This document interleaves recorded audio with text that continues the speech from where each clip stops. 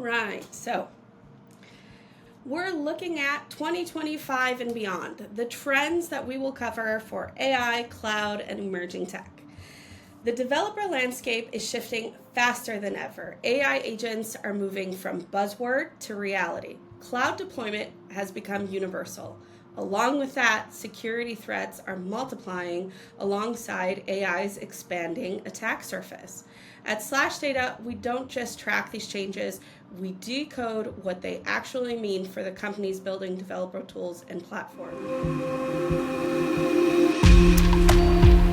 For our 30th wave of the Developer Nation survey and research project, we are expanding our focus areas, refining our intelligence gathering, and improving our methodology to ensure that our research remains the most relevant and actionable in the industry.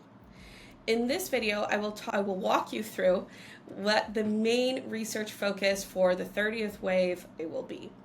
I first want to extend a big thank you to Liam Bowman-Dodd, our Senior Market Research Analyst at SlashData, for helping to bring together everything new.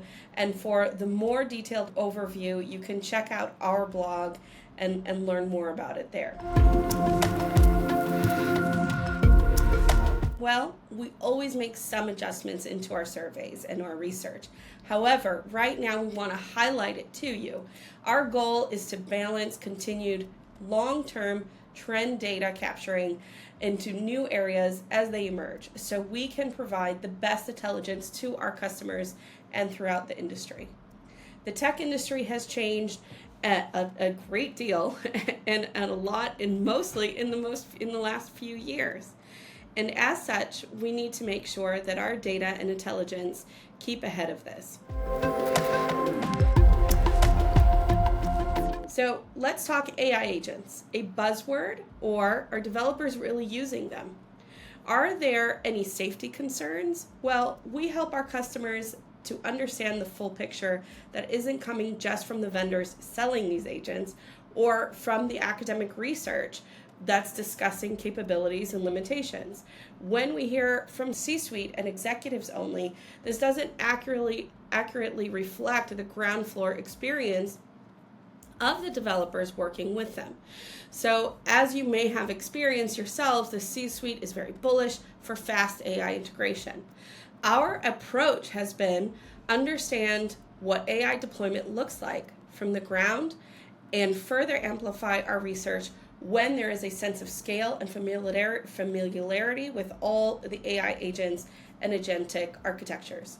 This has helped us understand the concerns around safety and security when deploying, an important part that we should all know today. What new things are we exploring with cloud?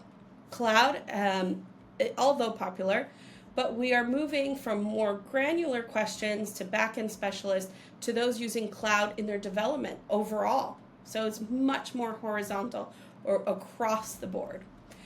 This gives a better understanding of what the space looks like and allows us to compare how those are configuring infrastructure and those deploying to cloud differ on key questions like the languages they use, the cloud technologies they favor, and their thoughts on platform as a service and container orchestration competitors.